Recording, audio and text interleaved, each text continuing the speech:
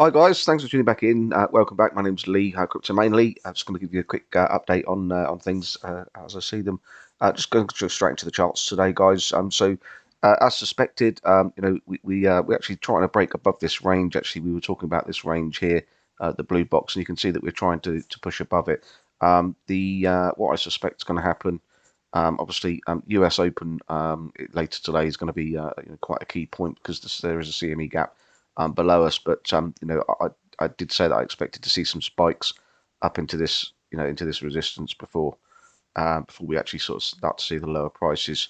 I do think that we are going to come back down to this level here, as I've said in the last videos in the last couple of days. And the reason for that, there is a CME gap at 19,550 from Friday. If we add the VPVR onto here, just recapping from the last couple of days, guys, you can see it's a nice support block here, which obviously lines up with the lows of this range here, so at around about sort of 19,200.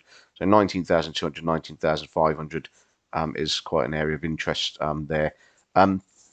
This blue support line here is the one which I think we need to really keep an eye on. We may get spikes below there, and I'll tell you why I think that we might do. The key level, if we just have a quick look onto the daily chart here, we'll have a look at Ethereum in a short while. But just looking at this chart, we've noticed what we've been watching the last couple of days. We're still we're above the 200 SMA, and we're above the bull market support band. You can see that the bull market support band is actually tipping up quite nicely already. So obviously, we're looking for that to hold as support if we do come back down into these regions. I suspect it probably won't on this occasion, guys. We've had a good stab up into the 200 SMA.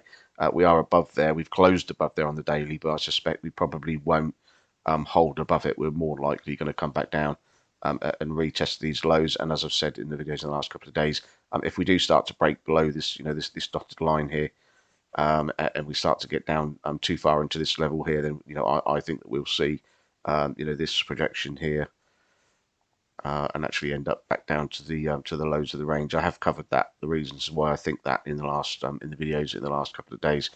So do take a look at those. Yeah, for now, guys, let's just take those back off.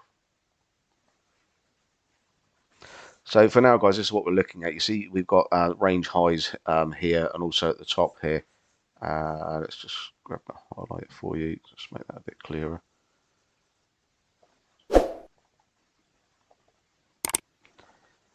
Okay, so range highs here and range highs at the top there. You can see actually from price where we are now, we're sort of punching up into this resistance here. The 21,300 level is obviously that's critical. If we do get a daily close above 21,300, that will be the first higher high on the daily. That actually will be quite significant. So there's a couple of things that could happen. We may come back up and actually test this this range high resistance here at 22,400. Okay, we might come back up there and then get the rejection and come back down, and then we'll be watching to see what happens down the bottom there. I think, as I said earlier, the key the key for today is the US Open, and we'll see what happens once the once the market's open there. Incidentally, actually, I've just realised the market's actually closed in the US today. We probably won't get very much action out of this. Actually, apologies, I've just realised. But we'll probably just get sideways action. So tomorrow will be key when the US Open, the market opens tomorrow. Sideways action, probably some more punches and stabs up into the the 21,300 resistance here. And it'd be interesting to see what happens over the next couple of days. Certainly, if we get a daily close above that 21,300. Just have a look at the weekly. So weekly's looking very strong actually. Just have a look at the weekly high on there. Just mark that off on this chart as well for you guys. It's got a weekly high there. Okay, let's make that in blue so we can see that on the right hand side there. So 20,906 was the weekly high. And we closed last week at 20,834. So we didn't quite make the close above the weekly, which is let's consider it as well and something to think about there, guys. So the chances are that it's suggesting again that we haven't quite broken, that level, enough for us to have the strength to continue at the moment, to continue on up to the upside. So there are quite a lot of things which are sort of looking a little bit concerning. We haven't quite broken the weekly high yet. So on a daily, we're still on, we're still creating lower highs. So you've got a high, you've got a lower high, a lower high, a lower high, and this, as it stands, although it's very close, is still a lower high. And obviously, we didn't break the weekly range on the weekly close yesterday. So, lots of sort of things there, which is suggesting that we're going to come back down. As I say, the CME gap below us, VPVR as the support is around about the 19.2. If we have a look at the, this looks rather concerning, if nothing else. You've got obviously, we've got a slightly lower high there, and obviously, if you look at the RSI, you've got a huge bearish divergence there. Okay, so that's a concern in itself. If we just have a look, so we had a similar bearish divergence here, although this is not quite the same because obviously we had the FTX collapse. But if you see, you've got a bearish divergence here as well, which was similar, which is from there to there. Okay, so we had a bearish divergence here, and you can see what the result was. But having said that, guys, just bear in mind this was FTX's collapse, so it's a little bit skewed, and I wouldn't put too much weight behind that. But you can see, that if we do, we get this type of projection here, that we'll just come back down to the, to test the support and this area here. So, that's what is certainly a possibility. It's just okay. So, just yeah, a couple of things. Just if you notice on the this blue purple line there, this is the bull market support band.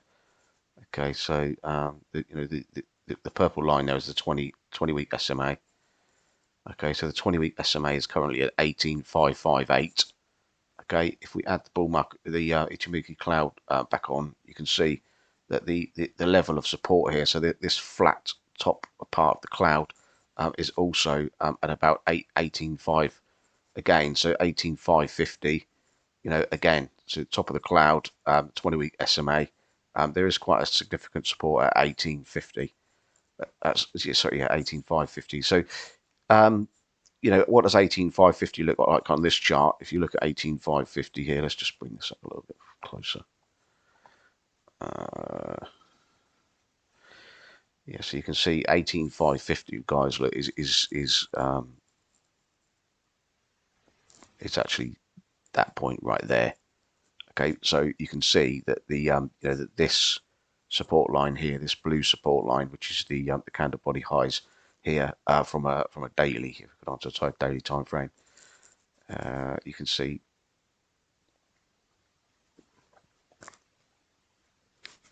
where are we? Sorry, it might be I beg your pardon. It's actually the 4 hour time frame. So yeah, so a support from the 4 hour candle body highs basically. But I think that one's going to be the considerate one. And you can see that there's a number of different clues there to suggest how important that support is there. So we don't want to see a wick below, perhaps maybe to this to this sort of candle body high in the center there. So let's see what that is on a daily.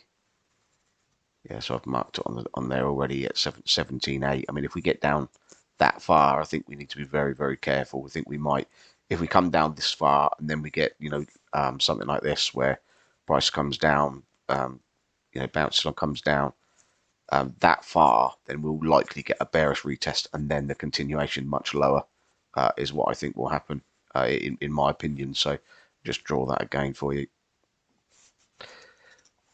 So yeah, if we do come down, we're looking for for this block to hold here. So the VPVR and the CME and things like that, we're looking for that that range here to hold, which is at around about sort of 19, let's say 19,000 to 19,200. I think we need to be looking for that. As I say, if we do get if price does come down, bounces along, and then comes down any below this support line. And then even if we get a retest there, I think what would happen then is we would get a bounce and then a bearish retest, and then we would get that continuation, much lower to the downside, which is what I've been talking about for a while now. So There are a couple of things, guys. I mean, that bearish divergence is considerable. We haven't closed above daily, still creating lower highs. Weekly we haven't closed above the weekly range yet. But things are looking quite nice. If we do get a healthy retracement down to that 19,000 area, and then we get a bounce from there off of this support line, that will look really good for continuation. And then obviously we'll be looking at the certainly, it'd be interesting to see what happens from there. If we come down, we're obviously then looking for the breakout. But the thing is, as you'll know, guys, with technical analysis, I won't take, I'm assuming that but if you, even if price comes all the way down, we bounce along, we get that breakout, in theory, we could still come down and retest, the lows of the range and then take off, because you've got the lows of the range here, and you've got this, just make that a little bit clearer for you, but you've got this is a big sort of key significant resistance line which comes down there. So even if we do break out, even if we continue up here, break out at the top here, we could actually still come down and still test these lows. So just there's a lot to think about, guys, and it does sometimes I find it a little bit frustrating when you're listening to people that are talking about TA, and don't give you a clear direction. And I do try on my videos to try and give you, what I think is going to happen. I try to tell you, give you my bias. But the thing is, nobody actually knows that this is the thing, and people, tend to, if you've got a good consistent accuracy on TA, then people tend to start to take that as gospel, and nobody knows what's going to happen. As anything, literally anything in the market can happen. We've seen in the last 6 months or more, what with Luna and and Celsius and FTX, just nobody could have seen that coming. And so just bear in mind, guys, TA is all about just trying to identify possibilities and probabilities. There's no certainties. Just one last thing to just draw your attention to, guys, before we go. If we look at I just was looking back through the January history. So basically, this little block that I've made here is it's around about the sort of size of January, basically. So if I click on there, you can see it's if you look at, so from the beginning of January to the end of January, so it's around about a month block. It's on a daily, on a log scale here. The reason I did this, guys, just to point out, if we look at January and you look at the back end of January, the direction tends to be down. You've got, out of all of these iterations here, 10, you've got 1, 2, 3, 4, 5, 6, 7, 8.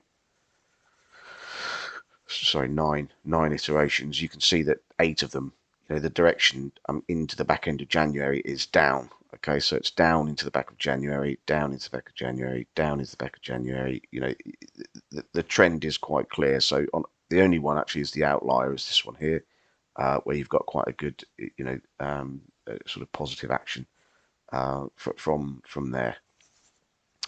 The halving was around this area, actually, which would make sense that we've got that run up there. And it's the only one with this is an outlier. But again, you can see, on every occasion going into the back end of January, price action does tend to come down, as you can see from this chart. So I did think that was quite interesting.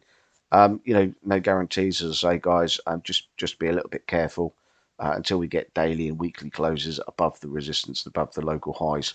I mean, if we do get that, obviously that'll look different and change things again. Just have a quick look at Ethereum. Obviously, lots of you are interested in Ethereum, and you've got a similar sort of picture in terms of you've got lower highs there. You've also got this is broadcasting the fact that we've got bearish divergence, and that we're going to be coming down in price and testing the lows again. So again, guys, this is if we look at so we've got this resistance line here, which just have a quick look, see what that's made up of. So if we look at, see the weekly, if we look at a weekly time frame here, you've got the 2 candle body highs there, which is what this projection is here. So this resistance here is the projection from these 2 weekly wick highs. Okay, so it's a little bit unclear when you look at the daily, but that's what that's about. That's what that top resistance is. And interestingly, and again, providing confluence again, is that you can see that they can, the local high, it lines up quite nicely with that there. So let's just mark that on there as well for you.